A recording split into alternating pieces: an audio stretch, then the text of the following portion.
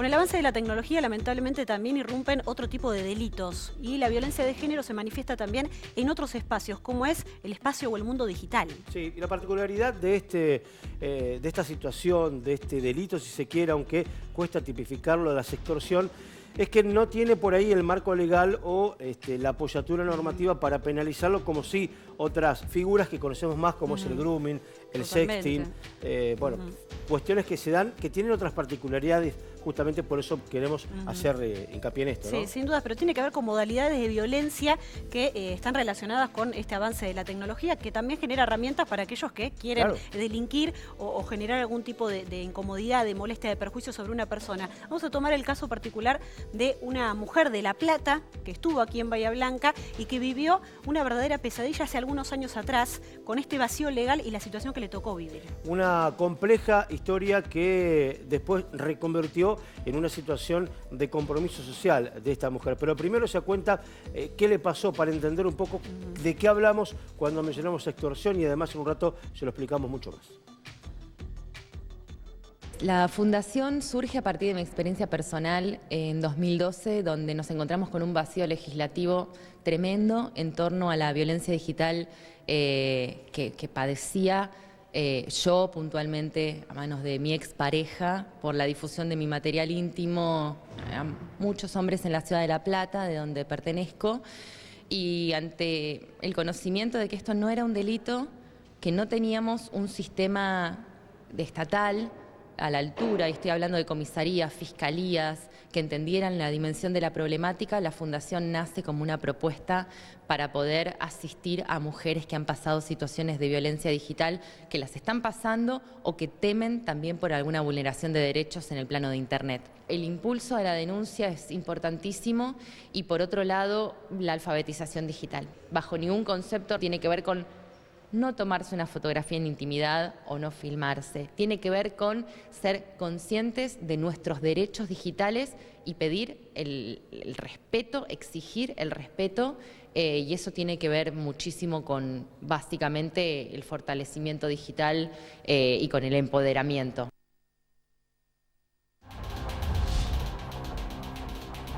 Enseguida vamos a repasar un poco más de su historia, lo contamos brevemente. Ella tenía una relación, una pareja, se peleó, se separó y esa persona, este hombre, empezó a utilizar fotos, videos íntimos para crear perfiles falsos, por ejemplo, en las redes sociales, contactarse con otros hombres y generar toda una situación peligrosa para ella realmente. Contactaba personas y hombres que estaban dentro de su radio de domicilio, donde vivía ella. O sea, fíjense qué grado de perversión y qué grado de violencia digital imprimió sobre esta persona, esta mujer, que tuvo que mudarse y después volvió, pero la pasó realmente muy mal. Fíjense que hasta qué grado, por eso que es mucho más complejo quizás, y a veces puede ser por una cuestión de amenazas, de extorsión, y otras veces simplemente para bueno, empeorarle la vida a una persona. En un momento acaban de recordar cuando nombramos este término, en un momento se la intentó llamar porno venganza.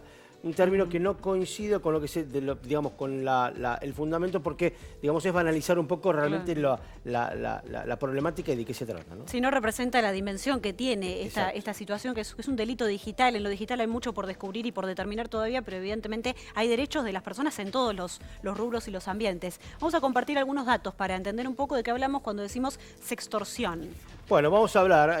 Tiene que ver con amenazas a los usuarios con revelar fotos y videos íntimos. Directamente después, obviamente, se complejiza y tiene alguna vuelta más, pero para hacer una definición clara, justamente es esta, ¿no? Estamos hablando de personas que sufren del hackeo, ¿no? El hackeo que se utiliza para distintas cuestiones, para robos también, cuestiones bancarias. Bueno, en este caso tiene más que ver con una extorsión, con un acoso que se realiza a partir del hackeo de datos. Claro, en la mayoría de los casos tiene que ver con hackeo. Otras veces, a veces, es material que por ahí uno pudo compartir, pero que termina publicándose, por supuesto, sin el consentimiento de la otra persona que termina siendo víctima de esta historia. Más datos que tienen que ver con la sextorsión.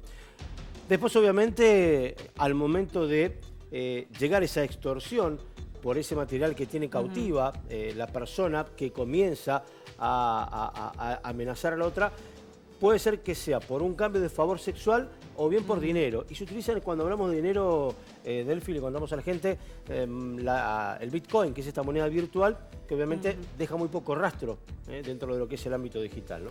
Y existe un vacío legal, recién lo comentaba la propia víctima, la propia abogada que estuvo aquí en Bahía Blanca. Hay un vacío legal, hay poco determinado, preciso en el mundo digital en cuanto a los derechos de las personas, qué se puede reclamar, cómo proteger los datos personales. Por eso es que es algo que está, digamos, preocupando mucho en la actualidad, por este avance de la tecnología, pero los derechos y las leyes no avanzan en el mismo sentido, ¿no? Hay figuras que ustedes han escuchado, como el grooming, el sexting, bueno, que están catalogadas, están tipificadas y son parte del código y están penalizadas. Pero aquí hay ya una situación no tan sencilla para bueno, encuadrar este tipo de delitos. ¿Cómo evitarlo? No hay ningún secreto en este caso. Tiene que ver con mucho cuidado cuando uno maneja las redes y cuando maneja su propia computadora vinculada a lo que es la propia web, la propia red, ¿no? Por ejemplo, no enviar imágenes íntimas a nadie, por más confianza que haya.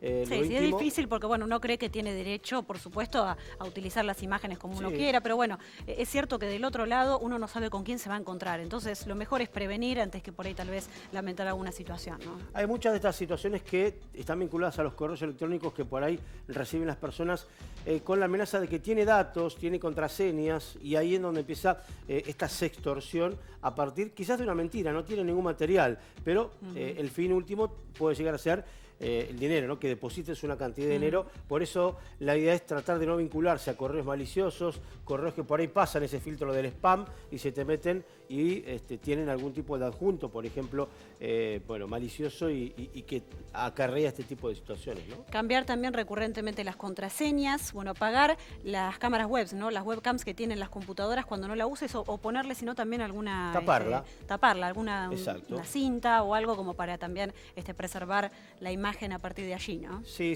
uno está por ahí conectado a un Wi-Fi o está conectado a la red, puede ser que algún hacker habilidoso ingrese a tu computadora y encienda o vea a través de la cámara de la webcam. Entonces, por eso, cuando uno no la está utilizando en un chateo o lo que sea, bueno, taparla. Muy bien. Bueno, esta abogada, que recién convertimos en una primera parte del testimonio, tiene una agrupación que recorre el país brindando charlas y capacitación. Estuvo aquí en el marco de la Cátedra de Violencia de Género y aprovechamos para conocer un poco más, ahora sí, en detalle la historia personal de ella. Claro, y su trabajo en base a esta situación, cómo ha reconvertido este momento donde ella intentó hasta mudarse de provincia, pero finalmente recurrió a la posibilidad de avanzar con su historia para impedir que esto le suceda a otras personas. Todavía estoy en juicio después de 6 años. Una de las grandes falencias del sistema, desde 2014 que hice la denuncia y 2012 cuando empecé a padecer este tipo de hechos dañosos. Y la verdad es que como impactó en mi vida, a mí, por un lado, me generó una modificación absoluta de mi proyecto de vida, pero por otro lado me abrió este camino en el que me di cuenta que era importante que alguien pudiera venir a plantear alternativas a un Estado ausente en torno a la violencia digital hacia las mujeres, la acción social que realiza la Fundación y el impacto beneficioso para tantas mujeres es lo que hoy a mí me permite también estar plenamente orgullosa y ver resignificado un poco ese dolor inicial. ¿Qué pasa justamente con la imagen íntima de la mujer? ¿Cuáles son los errores al momento de pensar que es la víctima en realidad la que provocó una determinada situación? Sí, sin duda, la culpabilización de las mujeres por el hecho de ejercer su libre sexualidad es prácticamente la primera respuesta que obtenemos de la sociedad, ¿no? Y tiene que ver con que la sexualidad de las mujeres, su desnudez, es condenada, es repudiada, se utiliza como un producto de consumo, hay mucho morbo en torno a eso. Entonces, de repente, la comunidad entera favorece la criminalización de la víctima y de estar padeciendo lo que padece, cuando en realidad el foco se debería hacer sobre el agresor. Pero las mujeres tenemos ese doble impacto, no solo de nuestro agresor originario, sino también de toda la sociedad y cómo nos estigmatiza por el hecho de estar viviendo una situación de violencia en estos niveles.